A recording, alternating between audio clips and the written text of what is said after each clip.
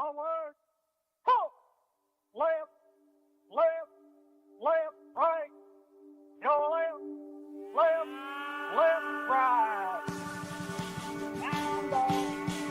Down, down. Arkansas boy with a lifelong plan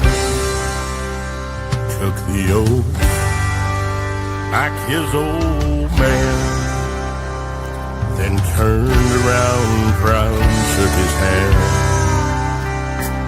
L.A.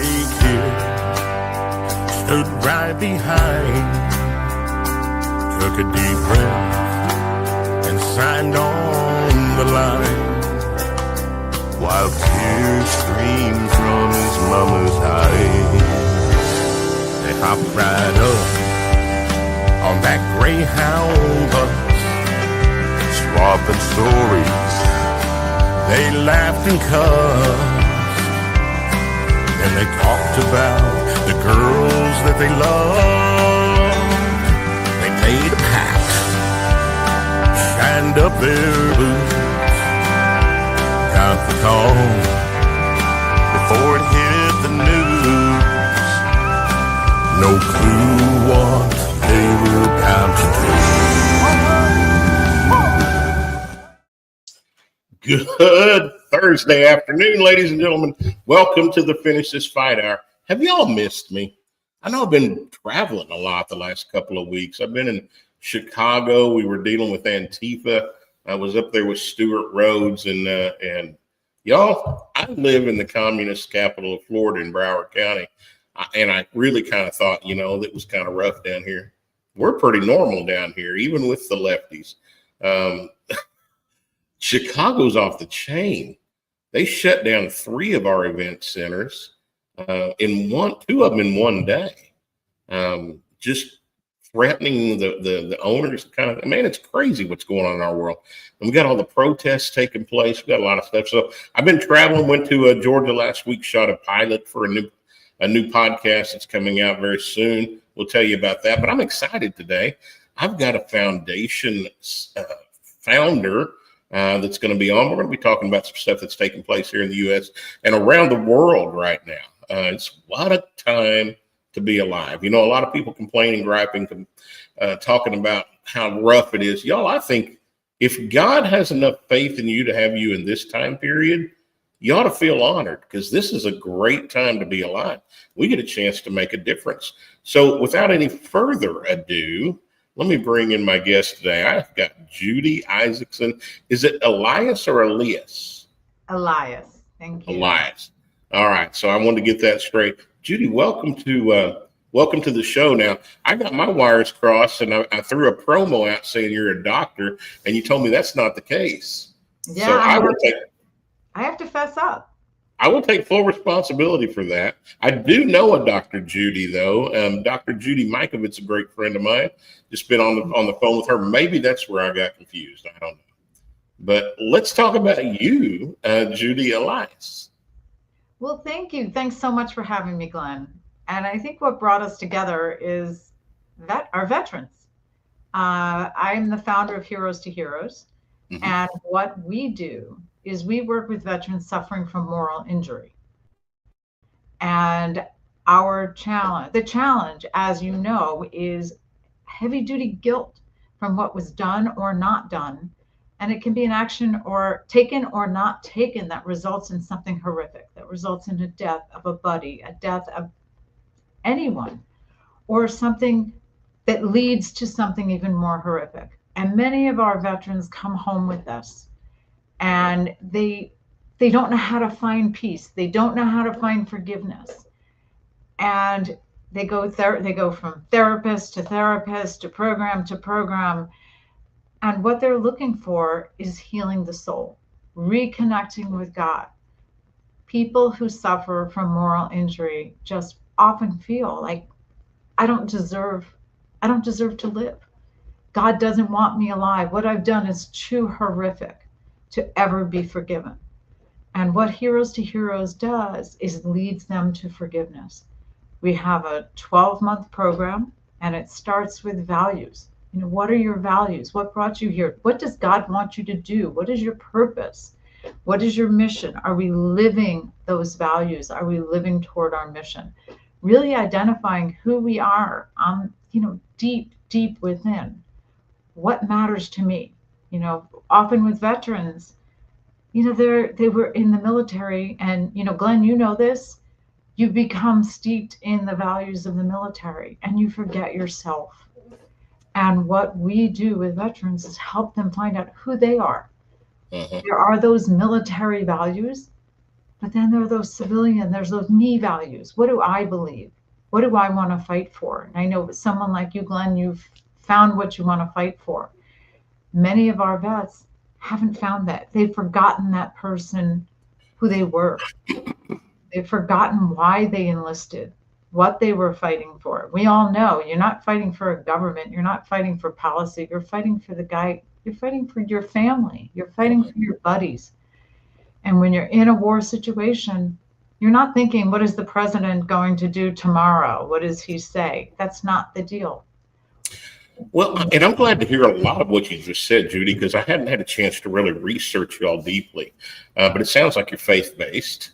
And I am absolutely faith-based. 35 years ago, I can't believe it's been that long. I was the young guy in Desert Storm. The Vietnam guys were the old guys. Now, I don't know where this gray in my beard came from all of a sudden, but now I'm the old guy. And you're right. The war fighters have a duty that's diametrically opposed to moral society. We can't just go out and get in a fight and kill somebody in the streets. But a lot of our duties involve things just like that. And so I'd never heard it called a moral wound before. Explain where that came from. Where did that come from? Well, we've been hearing it more and more, but referring to doctors and patients with COVID, it started becoming popular, where there's a moral injury because they had to tell a patient's family they couldn't come and say goodbye. And really that moral injury, that moral wound is about an action. It's about an action you had to take. And with our vets, we prepare them physically. We prepare them a little bit emotionally. We prepare them intellectually to go to war, but we don't prepare them spiritually. There's, when we get to the 10 Commandments, which we all share with, Judeo-Christian, we all share. Lo tirtzach in Hebrew, thou shalt not murder.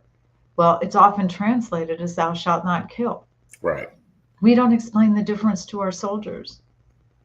They're not going to war to murder. They're not Hamas.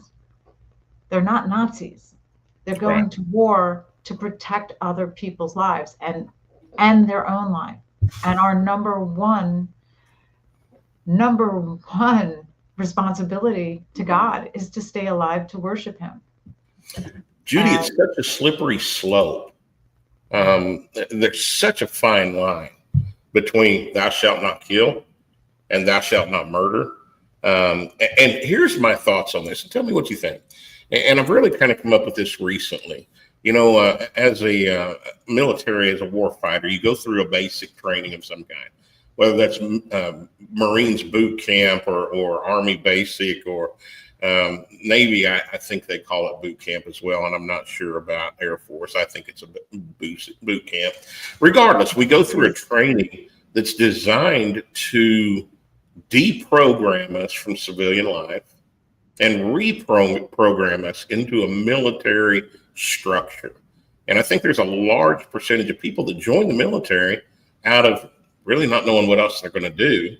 They don't have structure at home. They may not have a great home life, but the military sounds like a good idea. And all of a sudden they're thrown into a situation where what they believed is taken away and they've been reprogrammed into a structure.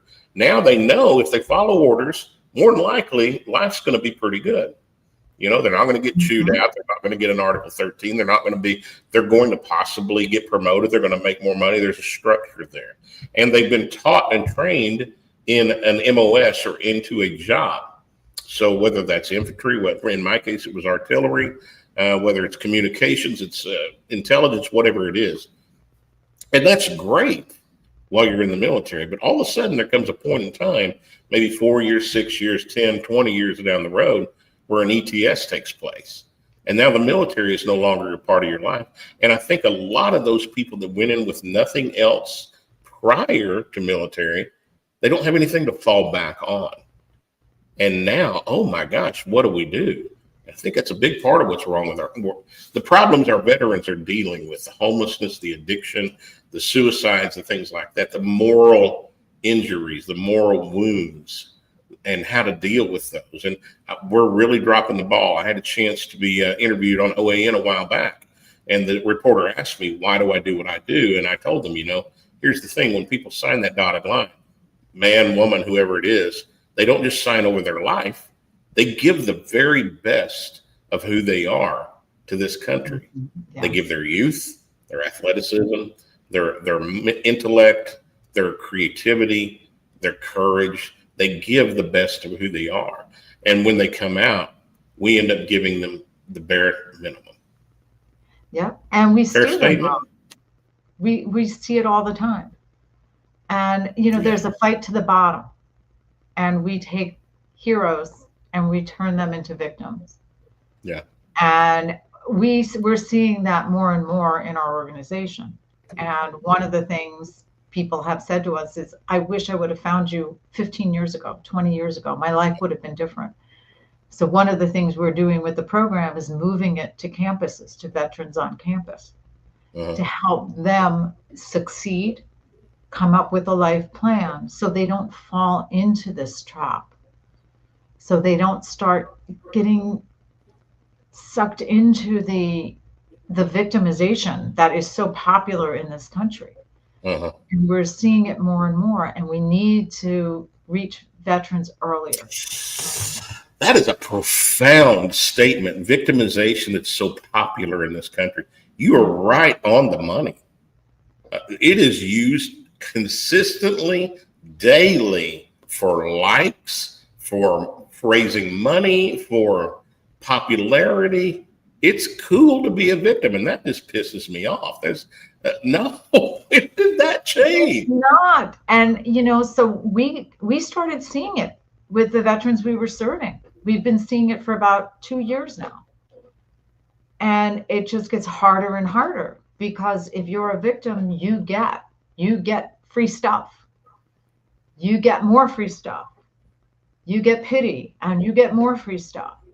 And we got to a point where we said, you know what, we got to reach them before this victimization starts setting in. And people have been given labels since they've gotten out of the military. You have PTSD, therefore you can't work anymore, you can't do this. Now, I've taken a couple of those people who said they could never work anymore. I brought them into my organization, and they've turned things around for me. So we're wasting resources. Right. And so to take veterans who, they're my heroes. My dad, my husband was with you in Desert Storm. These are my heroes. And to take them and turn them into victims, it's so wrong on so many levels. Yeah. And it's very sad. And it's sad for them, because they had such a life of purpose while they were in the military, and we're stripping them of that life of purpose by saying, you can't do. We don't do it. Well, now we're doing it to our children too. Right. But it's become this whole culture, this country we can do anything. And, we're making America great again, but we're leaving so many people behind. And that's really the danger in this country, because we need everyone to work. We need everyone to be part of the fabric of this country for this country to move forward, to be the great country that we are heading to be. But we need everyone participating.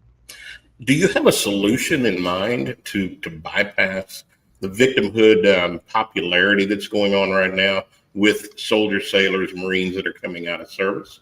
Well, it's reaching them earlier. And our program, we have a 12-month curriculum that's all values-based, but it helps people decide, what are my values? Am I living my values? Now, I would ask everyone who's listening to this podcast, write down your top 5 values right now. Write them down. And it may take you a while to figure out what those values are. But when you write them down, look at your day. Are you living those values? I have veterans tell me my family is my greatest value. And then we ask them, how do they spend their day? From most to least. Well, their family is somewhere down at 5 out of 7. Okay, well, if your family is your number one value, you doing something number one, aside from going to the gym or being on social media, needs to take its place. Like something's got to be on top that connects your family. For most of us, it's working to provide for our families. And the next thing is making sure our family is safe, making sure we have everything we need. But most of our day is spent tending to things for our family. What we're seeing with many of the veterans we serve is they say their value is their family, but family, by the time they get to the first 15 minutes a day they spend on their family, it's number 5 on their list. So really understanding what our lives are like and starting to live that life for a purpose. What is our purpose? What is our mission? God put everyone on this earth because we have a mission to do good. Okay, there's something God wants us to do in this world to make this world a better place. And for some people, it may be smiling at one person in one day and saving their life that they never even know about. For another person, it could be building IBM. For another person, for Donald Trump, it's making peace in the Middle East and peace in the world. Okay, but everyone has a purpose here. And if everyone fulfills their godly purpose, we have a perfect world. Let me give you something, and this may be valuable to you, and it may be just a Glenn redneckism, I don't know. but I do know that God's primary purpose for man was to fellowship with him, was to be a part of him. He made us in his image. And I also know from my years of studying and trying to be a better Glenn is the people that you surround yourself with are likely who you're going to become like. You know, statistics say, show me the 5 closest people to you, and you're going to be somewhere in the middle of that. So I've learned that if I can be closer to God, I can be more like him. Now, he's got an individual direction for me. Now, I don't recommend doing what I do and going through what I've gone to get to where I am. It's not been an easy road, but it's his direction for me. So just throwing something at you, Judy. I think God's direction for us is to fellowship with him and to be more like him through getting close. Let him be there. And it's also taking action. And I think that's where, you know, I'm an Orthodox Jew. Okay. And my whole day is around, okay, what is God asking me to do now? That's my day. Okay. My hair is covered. We respect each other. My husband's a rabbi, and our feeling is we've got to save lives. Okay. That's my passion. I've got to help people make their lives better, help them connect and reconnect with God, to find forgiveness, to find peace, to find purpose. And we all have a mission. And yes, connecting with God, number one, each day. There's so much to do all day. You know, am I speaking in a godly way? Did I respond to that person in a way that was the way I feel the best, that they'll feel my heart? And working with vets and trying to get them to seek out a little bit. We take them to Israel for 10 days. Now, if you can imagine some of these vets, when part of our survey, when they start, one of the questions is, what do you think God thinks of you? Which is something we should probably ask ourselves on a regular basis. I just came out of Yom Kippur, the whole period of this month that we spend is all about that question. Am I my best? What have I done? Who are the people I need to talk to because I may have wronged them this year? How do I make things better? Because in order for me to be in a good relationship with God, I've got to be in a good relationship with the people he created. Number one, I have to find their forgiveness and their peace, and I have to be in a good place with them. Then I have a right to ask him. And so, we just came from that. And getting people, when I have vets who tell me that God wishes they were dead, getting them to that space is so crucial, where they can say, you know what, God wants me here. And the way we do that, which is a miracle, is we take them to Israel. And people ask us, why there? Why can't you just tell them to go to church? Well, when you're dealing with moral injury, going to church, going to synagogue is very tough. You feel like you're not wanted there. And so what we do is we take them to God's land. And the first thing they do is get baptized in the Jordan River. Now, imagine that feeling of, God doesn't want me alive. The next thing, you're being baptized where Jesus was baptized. All of a sudden, wow, you start getting cleansed. The Jewish veterans who are with us, they go to a mikvah. Again, the physical cleansing is so important. We use the physical to get to the soul, to get to that soul, to get to the emotional and the spiritual. And so then after that day, they start walking the country. They start experiencing everything from Bethlehem, Stations of the Cross, Church of the Holy Sepulchre, and it gets into their heart. They have assignments. They've got to write a letter to God. They've got to have that communication. It's crucial. It's crucial for healing. As I talk to people, I ask them, like, you're going through a struggle, write a letter to God, pen and paper. Physically do it. Write that letter. Talk to God about your struggle. Ask him what you need to know, what you need from him. Ask him how to get it, and he'll tell you. But taking action. And so the 10 days in Israel we see for our vets is a miracle. And I would suggest people struggling with God, get on a plane, go to Israel, have that experience that land. That land was given by God to the Jews to caretake, so we can all go and experience and connect with him in our toughest times when we're home and we just don't feel we can connect from here. And we've seen miracles in Israel. Judy, I love miracles, and I want to be able to see that myself.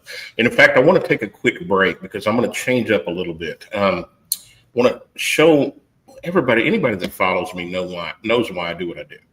And I want to find out why you do what you do when we come back from this little break, and how you got here. But guys, if you paid any attention at all over the last several months, you know that in July we went to New York and took Joshua home with us. And Joshua had a chance to walk again for the first time in 3 years. And we're on a mission now. We're on a mission to get him walking permanently through an exoskeleton that'll be going through the FDA approval process later this year. And not just him. There's 20 plus 30,000 people in the veteran world that could benefit from this new technology that's coming into play. And my goal is big. We want to do 100 of these over the course of the next year, by the end of next year. That's a lot of money and a lot of time and a lot of work. But I want to show you what it was like for Joshua to walk for the first time. Hang out here, just take a look at this.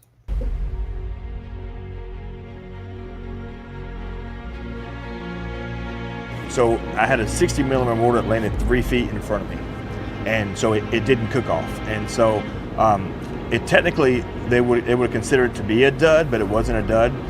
It had a broken propeller on it. I got pictures of it. I carry with me and stuff. It's about the size of a 1.5 liter bottle, but it has kill radius about 25 meters, 20 to 25 meters. So basically, if that round would have went off, then confirmed dead would have been 20 to 25 meters.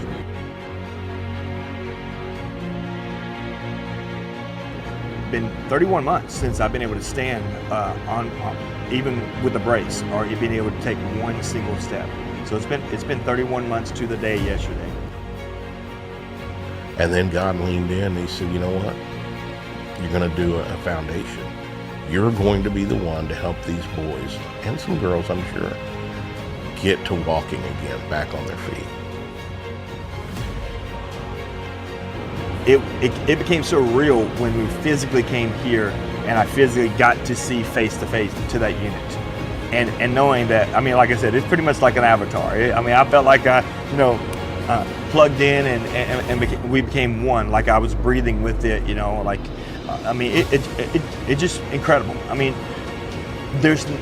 I can't even imagine, I can't even describe the feeling that I have, but like, it was like deep down inside of me, it's like, you know what, I felt like I can fight again. I really am able to stand again, and I'm like, I can do this.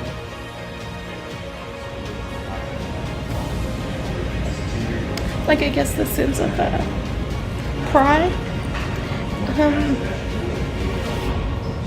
like to stand tall, no matter what height you are, not a jab at Glenn, but just to stand, I think is huge. We take it for granted.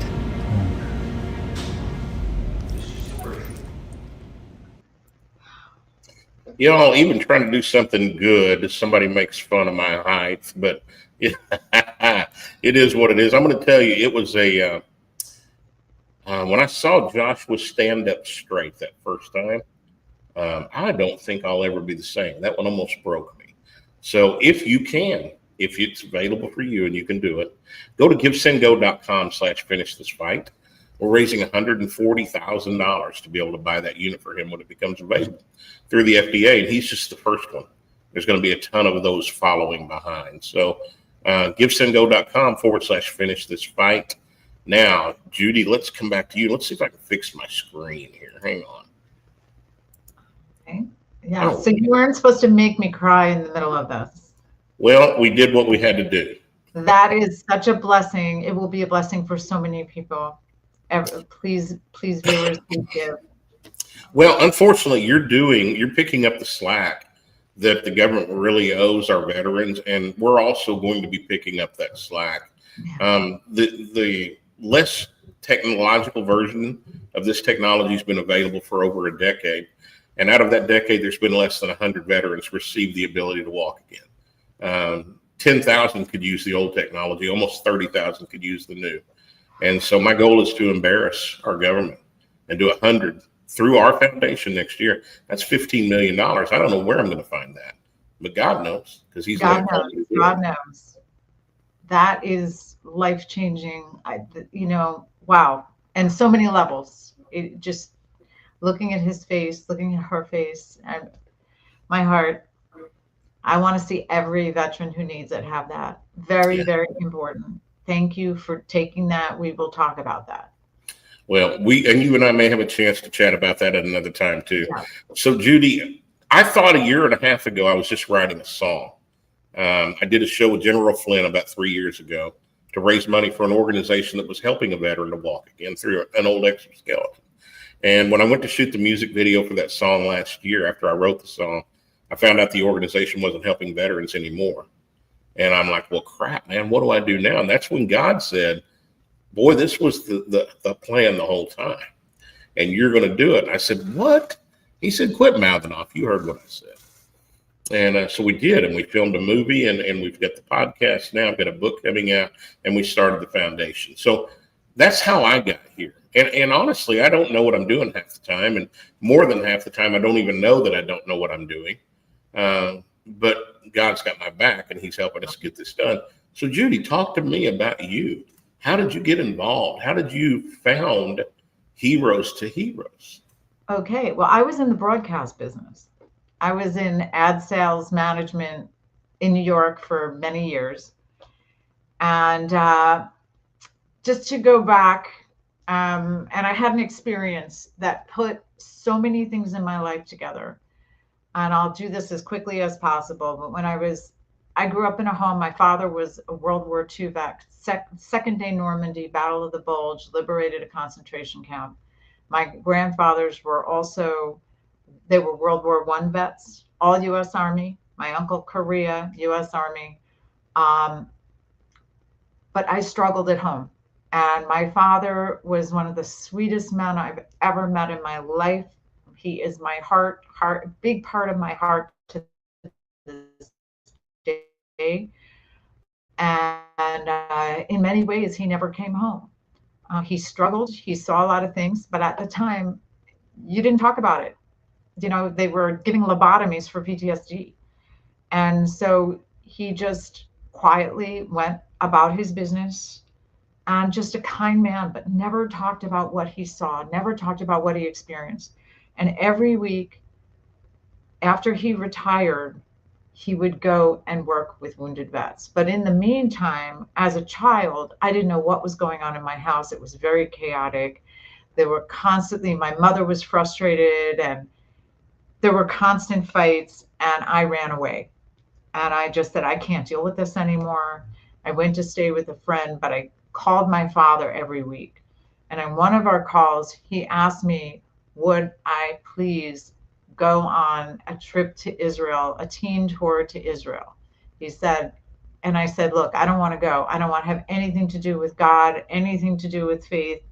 No, I'm done. And he said, please, Judy, please go for me.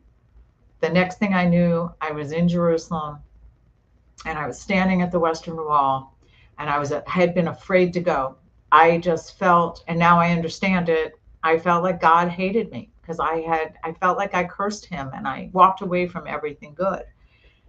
And so the day we were going to the Western Wall, I was terrified. Friends of mine said, come on, you're going, you got to go. This is the big event for us.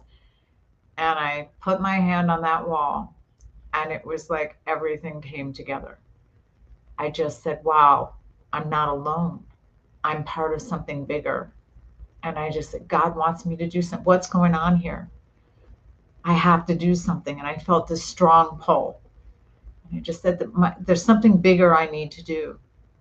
And I walked away, and I started getting more involved in my faith. And it was a slow progress.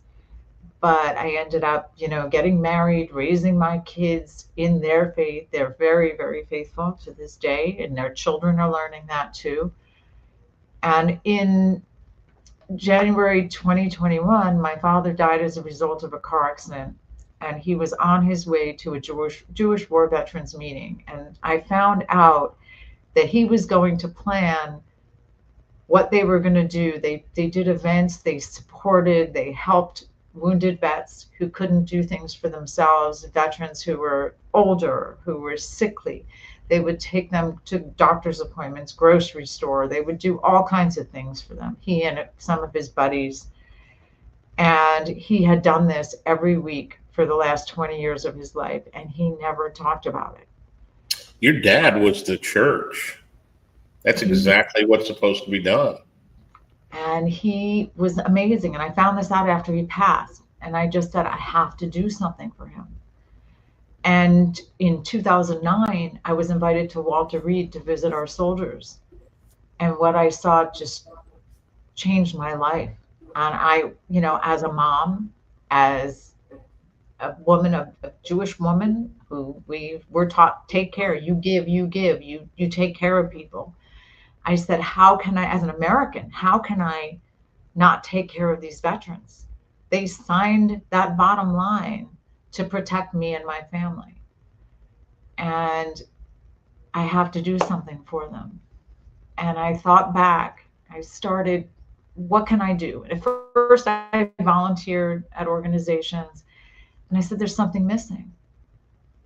And I realized it was God. God was missing in all these organizations. We were doing great things. We were doing physical things. We were taking them boating and rafting and on hikes and whatever it was. But God wasn't there. And I said, this is what I need to do. This is what basically God is telling me to do, is to bring him to them, bring them to him. And the next thing I know, I said, I'm going to start an organization, and part of it will be to go on that God journey, the God journey I had. It doesn't matter what faith you are. So the fear of faith of the Bible, Jews and Christians, Israel is the place where it all happened. It's where our stories came from. We need to go there, and maybe this is the way for our vets to explore their faith in an unashamed manner. I had tried going to synagogue. I was 16. It left me cold. It wasn't speaking to me. Right. And when I stepped in that land and just breathed in that air, and I said, there's something different here. I've got it. This is where it is. This is what I need to do. And since 2010, we have brought 523 veterans to Israel as part of our 12-month program. And we even had a group that was stuck there during the war with Iran. Some of the guys said, it's the greatest. I feel like I'm back in, but I don't have to try to do anything. This is kind of cool. I'm living history right now. And I was going, I need to get all of you out of this country. The warfighter woke up, didn't they? The warfighter woke up, and I said, up. And the war broke out Friday morning. I had them out through Jordan on Tuesday. I just said, oh no. You know, we were getting woken up at all hours of the night. It was not easy. It was my first war, but not my husband's, not theirs. Right. And you know, there's just, you know what? If you haven't been there, it's probably a little bit difficult to understand. Where a lot of people would be terrified, but a warfighter's like, yeah, this is what I was trained to be around, and it's weird, man. I can imagine. Our first siren, my husband and I arrived in Israel a week before the team, and I wanted to go. We had moved things because of the war in Gaza, and we just said, okay, let me just check everything out. And we have 4 granddaughters who live there with, you know, our daughter and son-in-law, my stepdaughter and son-in-law, and so we landed. The first thing that happened, a siren, and we were in the airport, and that was my first siren I ever heard. And they rushed us into the bomb shelter in the airport. That was also the restroom, which was kind of a thank you God thing. You know, I needed that too. So It was a 2-for-1. And, you know, that was my initiation. And I just said, okay, maybe that was the one time. But every time we've brought a group, they have just, you know, Israel is very much like one person said, this is a vet country. We feel safe here. Everyone has been, 70% of the people, men and women, have been in the military. Mm-hmm. So when our vets go, Israel has their back. They don't have to be the sheepdog. They can relax. Many of them sleep for the first time, and, you know, without medication. So it's very cathartic. And it's just such a blessing to see it. And, you know, just all of the experience in the past months. And when you're in Israel, and you've been there, Glenn? I've not, no. We have to get you there. Yeah, we need to make that happen. Speaking of, we need to make that happen because we're running, where are we at? We're at about, we got about 15 or so minutes left. Okay. You're doing great work. You're doing what the government should do. In my opinion, I've come up with a plan that we have the basic training and indoctrination to get in, but there's nothing to get out. I feel like we owe our warfighters an exit basic training to help them to be able to be ready to walk back out into this world. And it sounds to me like you're doing that with God and faith-based guidance in a 12-month program. And I wish we had more time to dig in deeply to the month by month and how you do that. But you're talking about going to Israel. There's a lot of stuff happening over there right now. It's the news of the week, the month, the year. Yeah. And there's a lot of division on that. So let's talk about what's just happened in the last few days. The peace treaty, phase 1 that's taken place. And what are the outcomes that you expect to take place here between Gaza and Israel? Wow. Well, first of all, I want to publicly thank President Trump, because without him, none of this would have happened. He's a genius. He's a deal maker. He sees behind the lines. He gets people. He understands how to speak with people, and he understands what makes them tick. Those hostages for 2 years, the Red Cross didn't even visit them. Okay, there was nothing done for them. Mm-hmm. And we have a saying in the Jewish community: "No Jews, no news." And so, if we're, everybody wants us to, or all of us, after those hostages were taken and babies were put in ovens, and the ovens were turned on in front of their parents, and they were murdered in that brutal way on October 7th. And 3 days later, the world is against us, against Israel, and against the Jewish people. And we're just, it's mind-boggling. And the degree of anti-Semitism, because it can't be anything else, is so frightening. And to have someone like President Trump, and as we're thinking about all these miracles that have happened since, through him, and in this whole process, the things that you're saying right now, quite frankly, Judy, are diametrically opposed to the agenda that's thrown out there, that the Jewish people in America, they vote blue. They're not for Trump. They don't have any love about that at all. I actually have a guy that plays blues harmonica in my band that's Israeli. He's Jewish, and he is one of the most intellectually open men I've ever met in my life. Conservative, not a Republican, not a Democrat, conservative guy. And I bounce this stuff off of him all the time.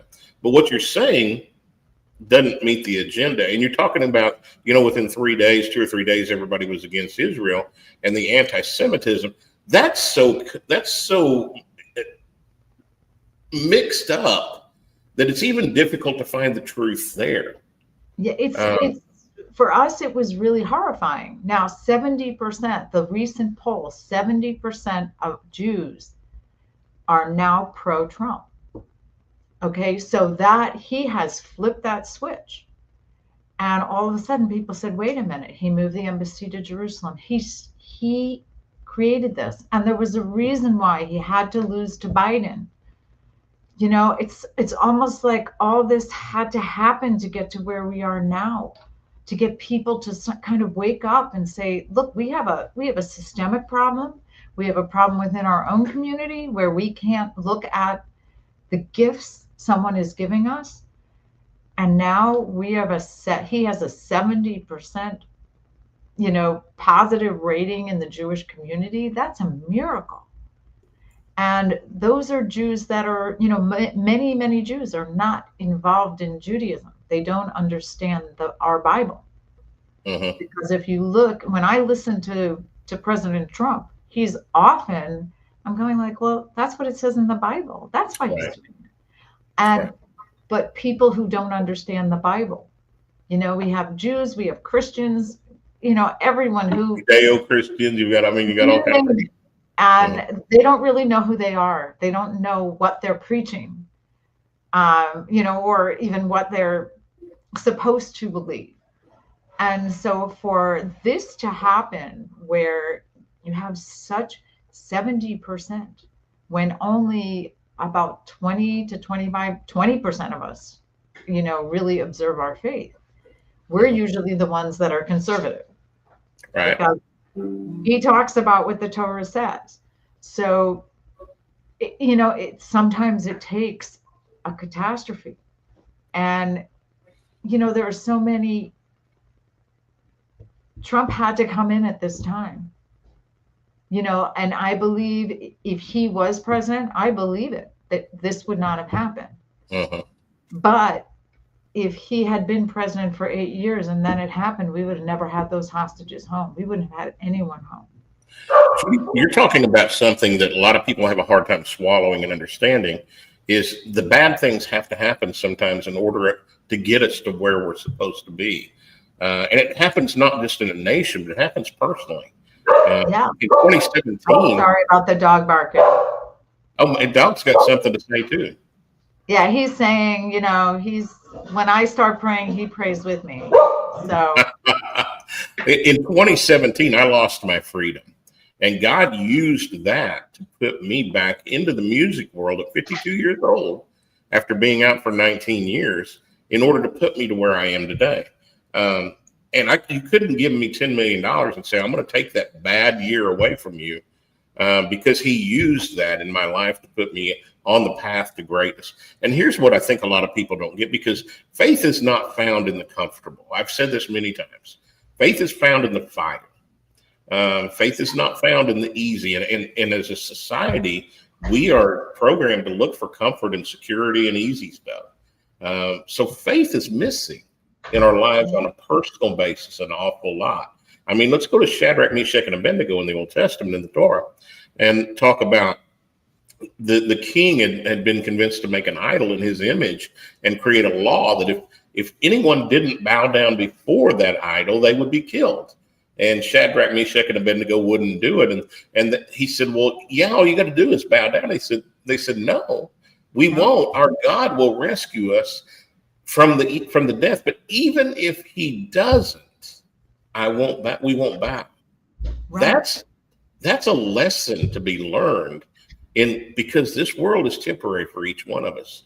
We've got a mission. We've got a job. We've got a best road that God has in mind for us. But it's not easy. We do. It's not easy. And I know what you've done has not been easy for you. It's not. I mean, I apply for VA grants and it's like, okay, goodbye. Why am I doing this? This is so beyond what they're able to do. And I get that. And it's, I feel sad for our vets that they can't get these, the things that matter the most.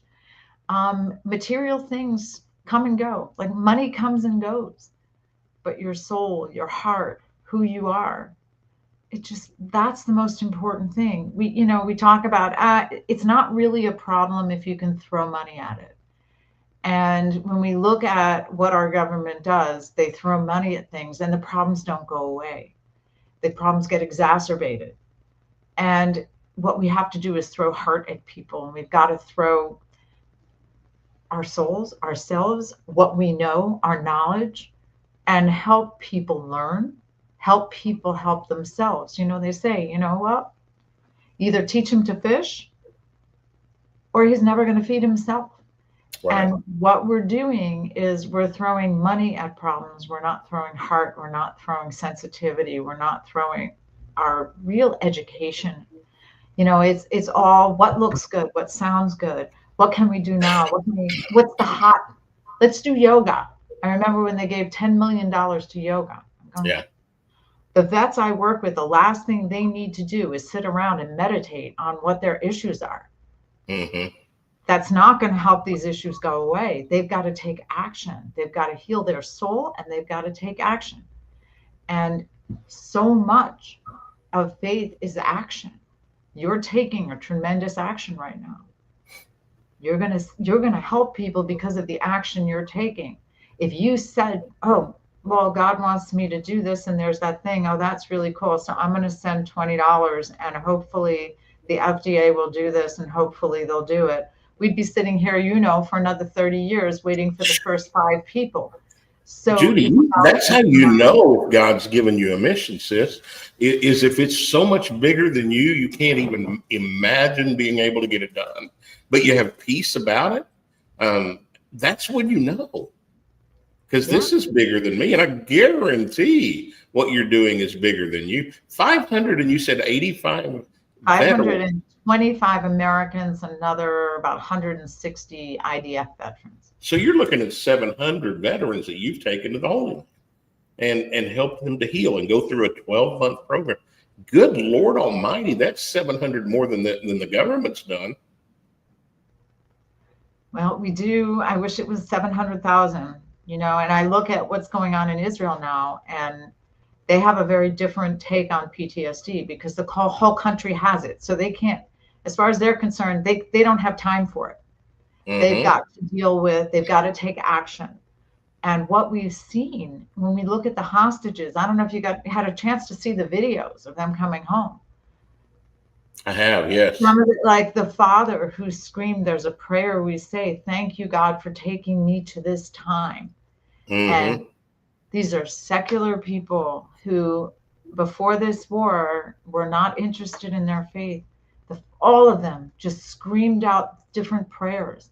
It was thank God, thank God, thank God. One of the hostages, and I wish I could remember his name at this moment, but he had told his captors, I want a prayer book. I want, we have phylacteries.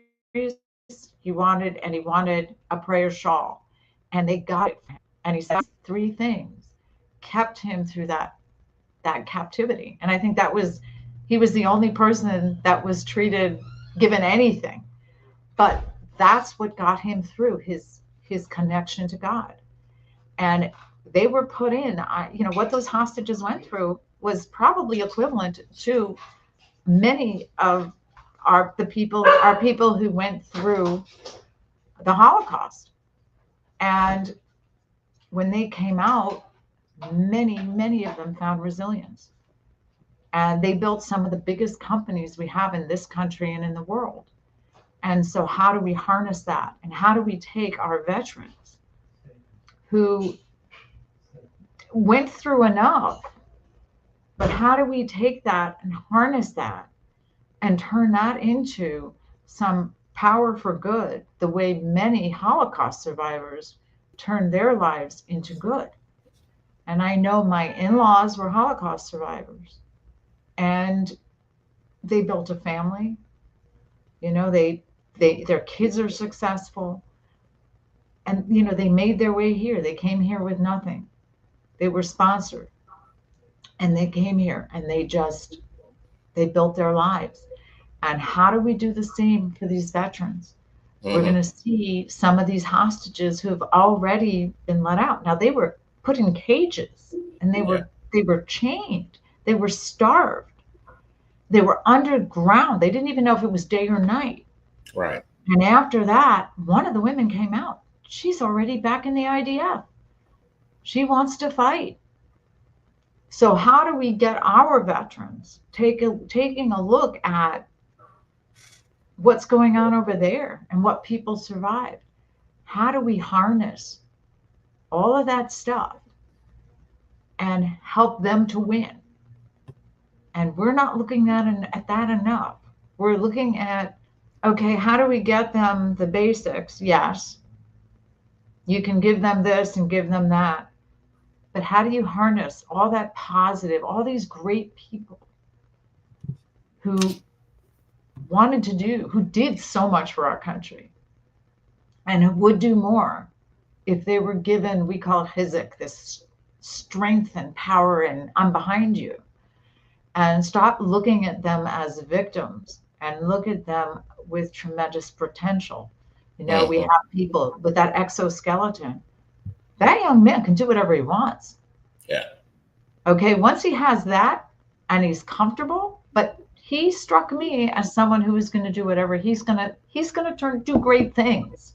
He already is. This man is building a retreat in Texas for other veterans and first responders to come and heal. And he's doing it from a wheelchair.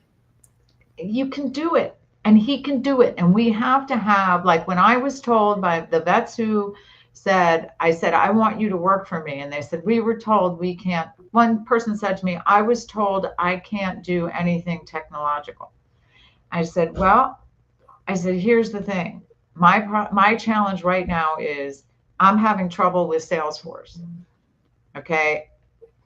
And if you can figure that out for me? He's like, well, I was told I can. I said, you know what? Try it. He had it figured out. He downloaded everything. He looked at the whole program. He explained it to me. He helped me understand that wasn't going to work for us. And he helped me find a program that would. And that was a person who was told he couldn't do it. Right. And all he needed to hear was, you know what? I need your help. This is something I can't figure out. I don't really have the time to dig into it. And I've made myself crazy about that kind of technology. And then I realized it was just what they were looking for. What they were offering was not what we needed. So, but with his help, we've got to find a way heal those souls and help those souls find their mission. And that's what Heroes to You're Heroes is giving all about. you're giving warfighters a mission, and that is a huge key to helping them heal. They've got something to focus on and towards and to work towards. And truthfully, that's what we're trained to do as soldiers, Marines, is to go for the mission. That's laser focused. You've got a mission. That's what you work for. So God led you to the right answers. Coming to Him first and foremost, without faith in Him and getting to know Him for who He is, we're kind of lost anyway. We're bouncing around a world that's got 1,000 different ideas, and none of them really make sense until it comes to Him. So you're starting with a faith base, and that's amazing. And then giving these guys some healing and some missions. Judy, I commend you for what you're doing. Thank you for what you're doing. Well, thank you. Now, imagine, Glenn, being a teenager in this world when your parents have taken away God. They've taken away all of your belief system. That you no longer believe in your government. Okay. Mm-hmm. They're trashing the president of the country, and there's no respect there. And then they take away your gender. Yeah. Okay. Now, how are our kids going to heal from this? How are we ever going to get them to a place where they can say, this is who I am, this is what I value? I'm encouraged because young people are now coming back to God. And, Charlie Kirk, God bless him, he was the tool to make this happen. Uh-huh. And he did great things with that. And unfortunately, it took a tragedy for people to wake up, but often that's what it takes. Again, the way God works is in ways we don't always want to love the truth, but sometimes it's what we need. Uh-huh. And so now here we are, and young people are saying, wait a minute, maybe it's not bad to have a family. Maybe it's not bad to have God in my life. This is what I need. And their rebellion against their parents may be coming back to faith. And that would be probably one of the greatest things to see, I know, in my lifetime. And I'd love to see it in this country. I would too. And that's really a deep rabbit hole. We could talk for an hour just on that.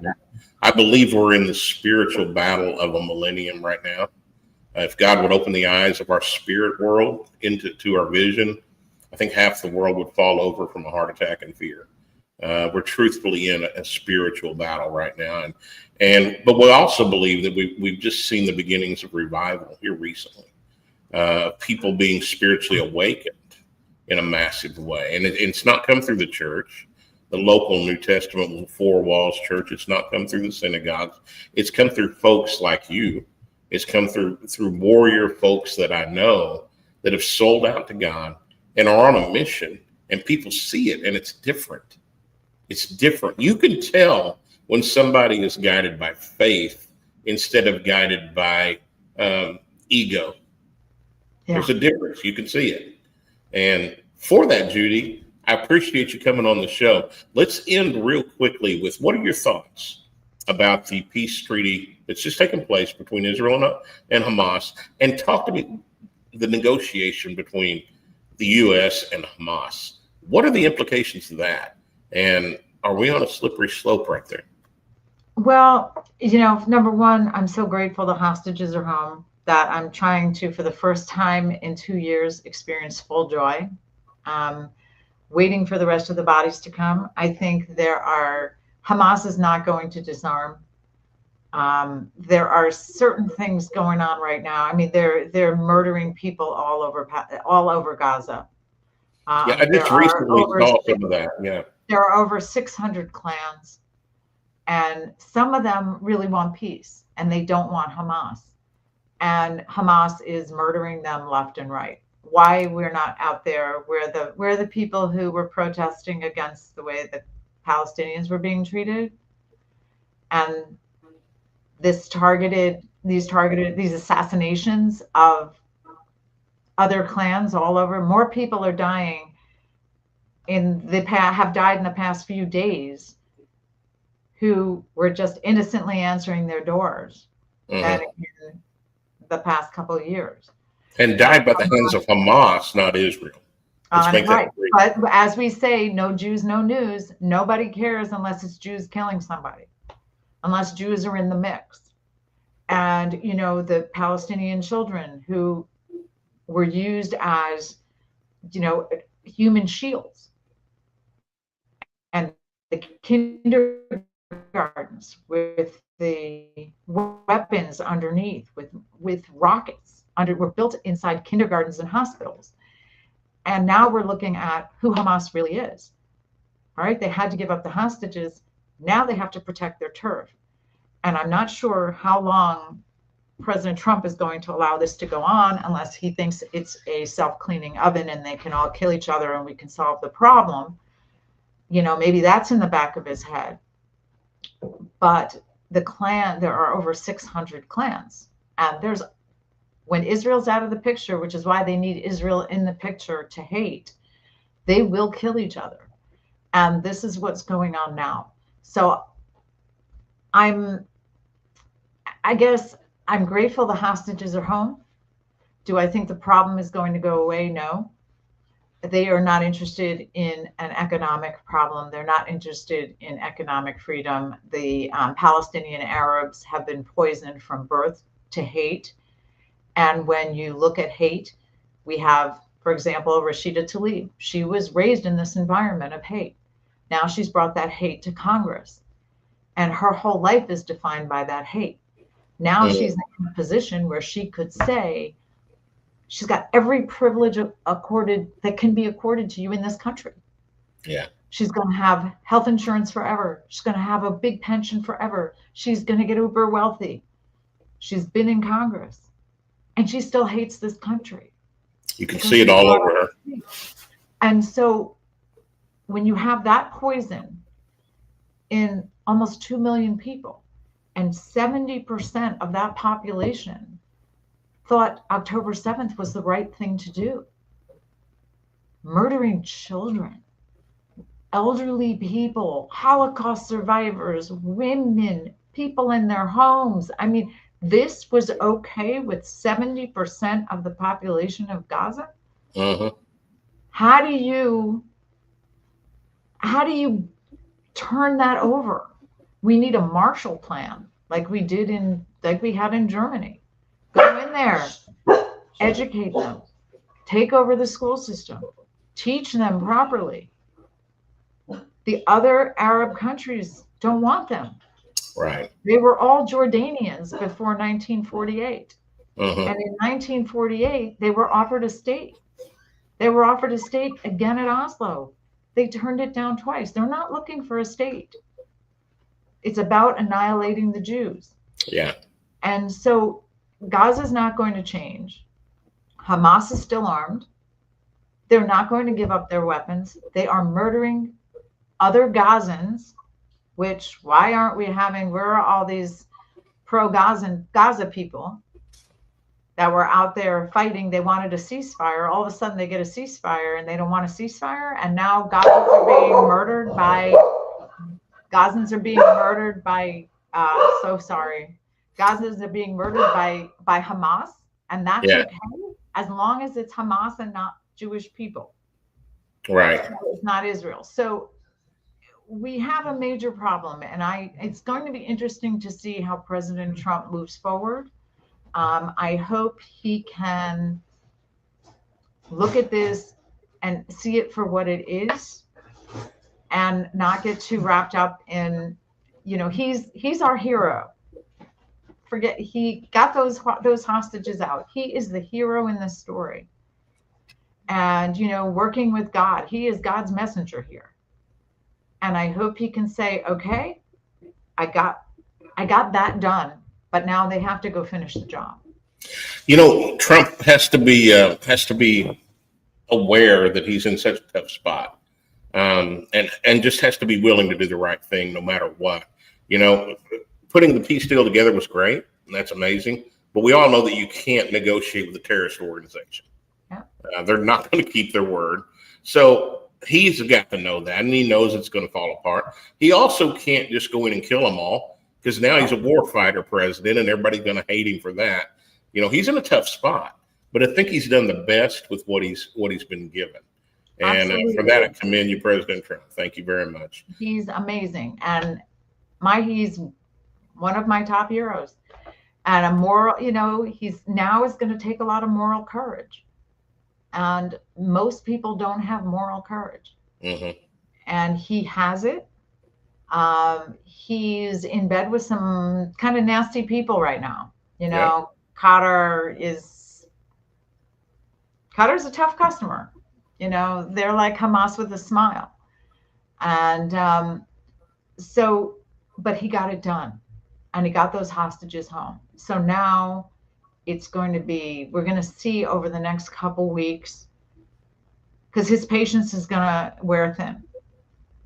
And when he starts hearing, if the people who were fighting for Gaza on our college campuses all over the country really care about Gaza, they should be out there saying, why are Gazans getting murdered by Hamas? Why are you letting this happen? But they don't really care about the Gazans. It was never about that.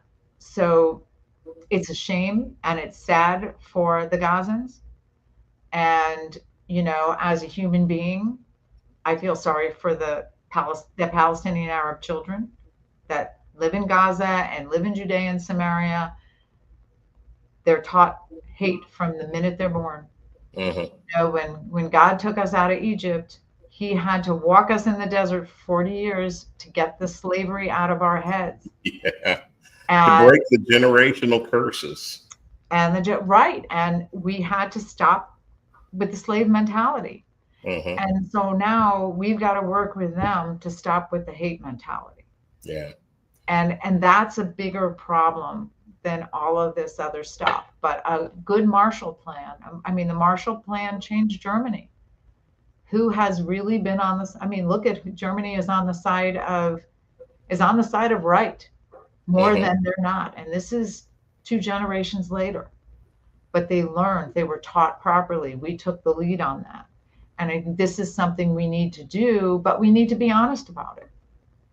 And we don't like to be honest because honesty can be ugly, and it doesn't look like our rose-colored glasses want it to look. Yeah, it requires humility. It requires us to look at ourselves. So, Judy, we've got to end this show. We're already over time, and I think we could probably go on for another hour.